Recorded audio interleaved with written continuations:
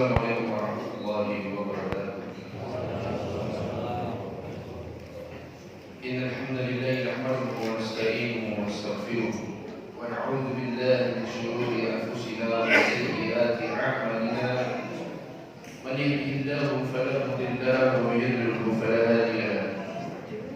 Asyhadu an la ilaha illallah wahdahu la syarika lahu wa asyhadu anna Muhammadan 'abduhu wa rasuluhu la nabiyya wa la rasula ba'dahu. يا أيها الذين آمنوا اتقوا الله حق تقاته ولا تموتن إلا وأنتم مسلمون. يا أيها الناس اتقوا ربكم الذي خلقكم من نفس واحدة وخلق منها زوجها وبث منهما رجالا كثيرا ونساء واتقوا الله الذي تساءلون به والأرحام إن الله كان عليكم رقيبا. يا أيها الذين آمنوا اتقوا الله قولا سديدا يصلح لكم أعمالكم ويغفر لكم ذنوبكم ومن يطع الله ورسوله فقد فاز فوزا عظيما. أما بعد فإن أصدق الحديث كلام الله وخير الهدي هدي محمد صلى الله عليه وسلم وشر الأمور محدثاتها فإن كل محدثة بدعة وكل بدعة ضلالة وكل ضلالة في النار. Masyaallah muslimin rahimani wa rahimakumullah. Hendaknya setiap manusia mengetahui dan menyadari bahwasanya manusia yang terbaik di sisi Allah Subhanahu wa taala, manusia yang paling mulia di sisi Allah Subhanahu wa taala, manusia yang paling bagus di sisi Allah Subhanahu wa taala ialah dia yang paling takwa kepada Allah Subhanahu wa taala.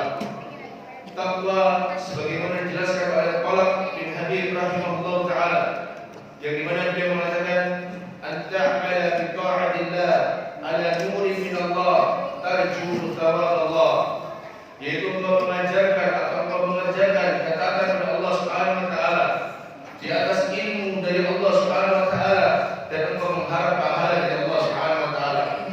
Dan takwa makna yang kedua, kata Talib bin Habib rahimahullah, dia mengatakan wa tatruka maksiat Allah ala nurin min Allah takhafu iqab Allah, itu engkau meninggalkan memaksiati Allah Subhanahu wa taala di atas perintah dari Allah Subhanahu wa taala karena takut akan adabnya Allah Subhanahu wa taala. Maka dari itu kita sering mendengar bahwasanya Allah Taala berfirman, inna akramakum indallahi atqakum, sesungguhnya yang paling mulia di antara kalian bukanlah yang paling banyak hartanya, bukanlah yang paling tinggi jabatannya atau kedudukannya, bukanlah yang paling bagus wajahnya, bukanlah yang paling besar rumahnya, melainkan yang paling mulia ialah yang paling bertakwa kepada Allah Subhanahu wa taala. Masyaallah muslimin rahimani wa rahimakumullah. Pada hari ini 10 Dzulhijjah, sebagian besar kaum muslimin di negeri kita ini, khususnya di Asia Tenggara, mereka melaksanakan hari raya Idul Adha, hari raya Idul Kurban. Hari raya Idul Adha 10 Dzulhijjah 1444 Hijriah tidak akan pernah lepas dari sejarah yang sangat indah yang dituliskan Allah Subhanahu wa taala di dalam Al-Qur'an, yaitu antara kisah dua orang manusia, dua orang nabi, dua orang hamba Allah Subhanahu wa taala yang begitu bertakwa kepada Allah Subhanahu wa taala, yang begitu taat kepada Allah Subhanahu wa taala sampai Allah Subhanahu wa taala mengabadikan di dalam Al-Qur'an kisah mereka di dalam surat As-Saffat ayat ke-102 hingga ke-106, yaitu kisahnya Nabi Ibrahim alaihissalam dan putranya Ismail alaihissalam, yang dimana ketika itu Nabi Ibrahim alaihissalam di surat As-Saffat ayat 102 diabadikan Allah Subhanahu wa taala, falamma balagha ma'ahu as-sa'ya qala ya bunay inni ara fil manami anni adbahuk fanzur madza tara. Nabi Ibrahim alaihissalam ketika itu Ismail sudah mencapai usia yang dimana dia bisa dimanfaatkan, di mana dia bisa sanggup melakukan hal-hal dengan sendirinya. Kemudian Nabi Ibrahim berkata, inni ara fil manam, sesungguhnya aku melihat di dalam mimpiku, anni adbahuk, aku menyembelih dirimu. Fanzur madza tara, maka bagaimana pendapat wahai Ismail tentang mimpiku ini? Subhanallah. Nabi Ibrahim alaihissalam yang ketika itu menikahi Sarah dan dia belum memiliki anak, dan kemudian ketika dia menikahi Hajar ini bekas budaknya Sarah, lalu dia memiliki anak, lalu kemudian diuji Allah Subhanahu wa taala untuk meninggalkan di kota Makkah yang dimana ketika itu tidak ada tanaman, tidak ada orang di sekitarnya. Lalu kemudian ketika sudah bertemu dan memasuki masa-masa usia bisa dimanfaatkan, Allah Subhanahu wa taala justru memerintahkan dia Ibrahim alaihissalam untuk menyembelih Ismail alaihissalam. Yang dimana kalau saat ini ujian ini Allah berikan kepada kita, kita belum tentu dan mungkin bahkan kita tidak sanggup untuk menjalankannya. Maka dari itu, suatu ketika Nabi Sallallahu Alaihi Wasallam bertanya, ya Rasulullah, man asyaddun nasi bala'an, ya Rasulullah, siapa manusia yang paling berat cobaannya? Kata Nabi SAW bersabda, al-anbiya'u thumma al-amthal fal-amthal. Yang paling berat ialah siapa? Nabi. Kemudian orang yang semisal dengan Nabi, kemudian orang yang semisal dengan para Nabi alaihi wassalam. Lihatlah Ibrahim alaihissalam. Dia mimpinya bermimpi menyembelih Ibrahim atau menyembelih Ismail. Kemudian bertanya kepada anaknya, wahai anakku, apa pendapatmu? Lalu di ayat selanjutnya, di dalam surat As-Saffat ayat 103, Allah Taala mengatakan, qala ya abati if'al ma tu'mar, satajiduni insyaallah minas sabirin. Anaknya Ismail alaihissalam yang dididik pula dengan keimanan, yang memiliki pula keimanan yang tinggi, ketika mendengar perintah ini dari Ibrahim alaihissalam yang dimana ini bapaknya, dia mengatakan, ya abati if'al ma tu'mar, wahai ayahanda, wahai Ibrahim alaihissalam, lakukan yang dimana engkau diperintahkan. Kayaknya apa? Lakukan proses penyembelihan ini. Apa kata beliau? Mengatakan Ismail, satajiduni insyaallah minas sabirin, maka engkau akan mendapati diriku menjadi orang-orang yang sabar, termasuk orang-orang yang sabar. Subhanallah, kalau kita melihat bagaimana mungkin anak yang dahulu dirindukan, lalu kemudian ditinggalkan di kota Mekah, lalu kemudian akhirnya apa? Yakni sudah ketika memasuki masa sesambung dia harus sembelih. Akhirnya ujian yang berat bagi Ibrahim alaihissalam, dan ujian yang berat pula bagi siapa? Bagi Ismail alaihissalam. Kemudian subhanallah, Allah ceritakan di ayat selanjutnya dalam surat As-Saffat ayat 104, falamma aslama wa tallahu lil jabin wa nadainahu ayya Ibrahim. Dia selanjutnya Allah berfirman, ketika mereka semua akhirnya berserah diri, tunduk atas perintah Allah Subhanahu wa taala, dan dia berserah diri atas ketentuan dari Allah Subhanahu wa taala. Dan subhanallah, Ibrahim sudah meletakkan Ismail di atas pelipisnya. Ini maknanya Ibrahim sudah siap untuk menyembelih. Wa nadainahu ayya Ibrahim, maka kami panggil yang namanya Ibrahim. Dan Allah berkata, qad saddaqta ru'ya, engkau sudah membenarkan mimpimu. Inna kadzalika najzil muhsinin, begitulah kami akan memberikan balasan bagi orang-orang yang berbuat kebaikan. Inna hadza lahuwal bala'ul mubin. Lalu kemudian Allah mengatakan, ini adalah ujian yang betul-betul nyata. Wa fadainahu bidzikrin 'alim. Dan kami gantikan Ismail dengan apa? Dengan 9 unta. Apa hikmah dari kisah Ibrahim dan Ismail? Yang pertama, kita harus mengetahui bahwasanya Idul Adha, menyembelih hewan kurban, itu adalah ibadah yang di situ terkandung makna kita akan bertakarrub kepada Allah Subhanahu wa taala. Bertakarrub yakni mendekatkan diri kepada Allah Subhanahu wa taala dengan sembelihan kita. Ini Ismail, anak yang paling disayangi, buah hati yang paling disayangi, yang lahir, yang sudah ditunggu-tunggu, kemudian yang saya itu akhirnya harus dikorbankan. Dan karena perintah Allah Subhanahu wa taala, maka dia harus mengorbankannya. Begitu pula kepada kita yang kita sudah mengumpulkan uang, lalu akhirnya kita harus mengorbankan sebagian rezeki kita untuk apa? Bertakarrub kepada Allah Subhanahu wa taala. Maka berbahagialah pada hari ini orang-orang yang bisa berkurban dengan ikhlas, hewannya besar, lalu dia ikhlas dan dia ridha, maka Allah Subhanahu wa taala pasti akan gantikan yang lebih besar dari apa yang dia korbankan.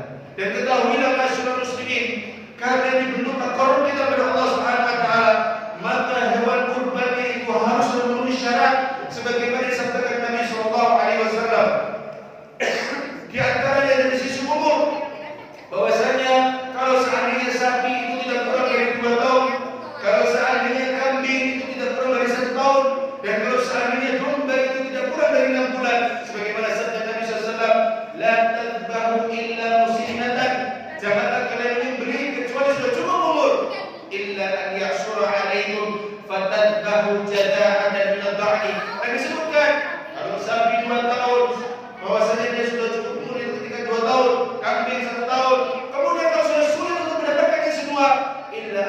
usra alaikum fatadbahu jada'atan min ad-dha'i. Kalau kalian sulit mendapatkan semua itu, maka sembelihlah domba yang berumur 6 bulan atau lebih. Kemudian yang kedua, karena ini di dalam bentuk kita bertakarrub kepada Allah Subhanahu wa taala, maka hewan-hewan kurban kita harus selamat dari 4 cacat yang disabdakan oleh Nabi sallallahu alaihi wasallam. Yang Nabi sallallahu mengatakan arba'un la tajuzu fid duhaya, ada 4 cacat, 4 aib yang tidak boleh ada pada hewan kurban.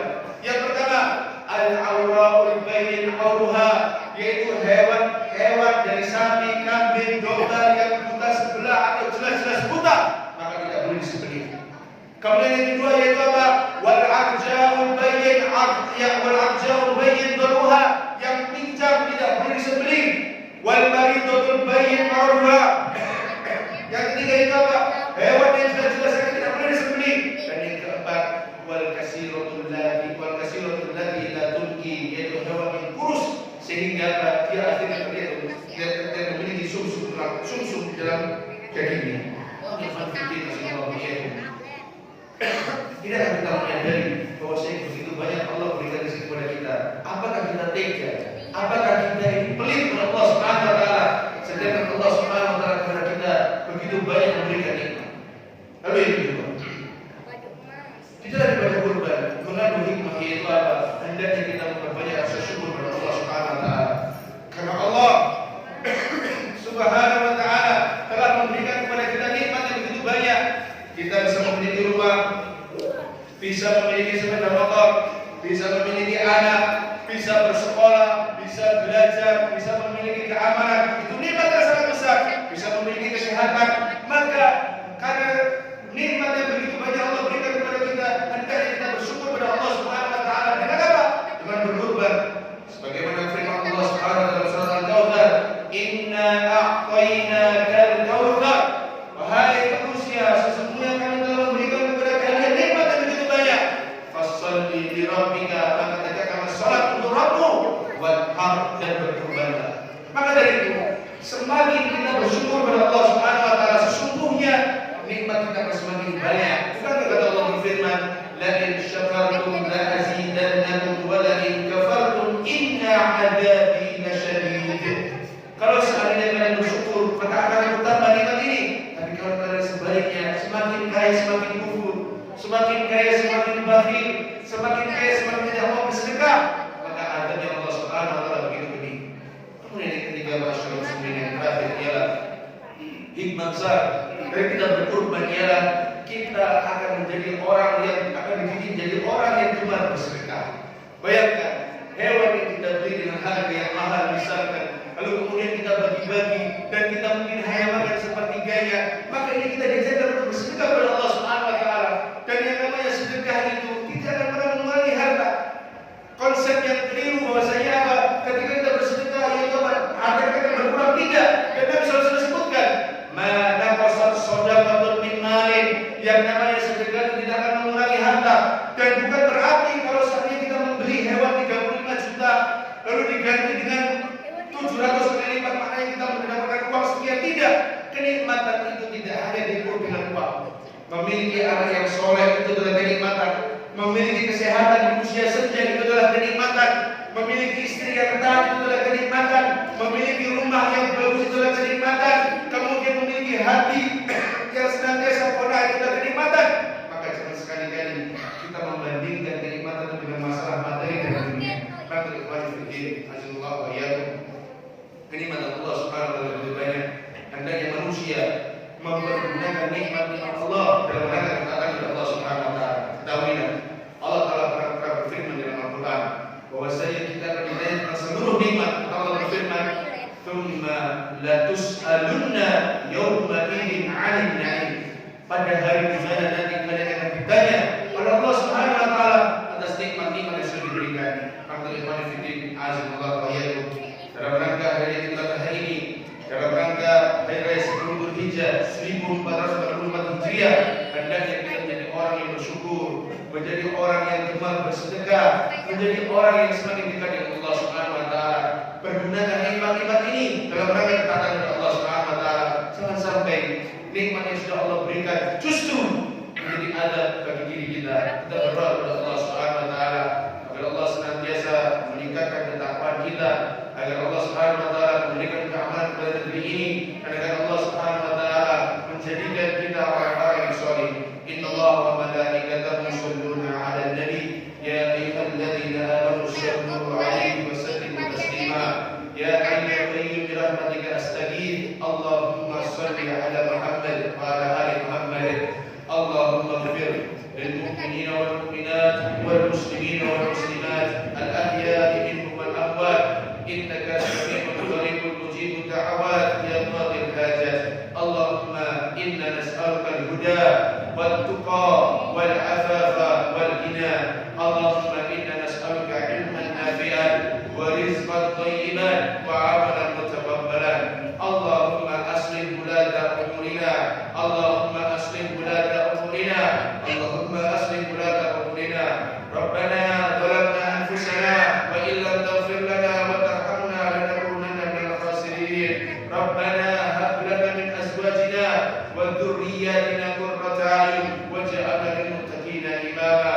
ربنا آتنا في الدنيا حسنة وفي الآخرة حسنة وقنا عذاب النار.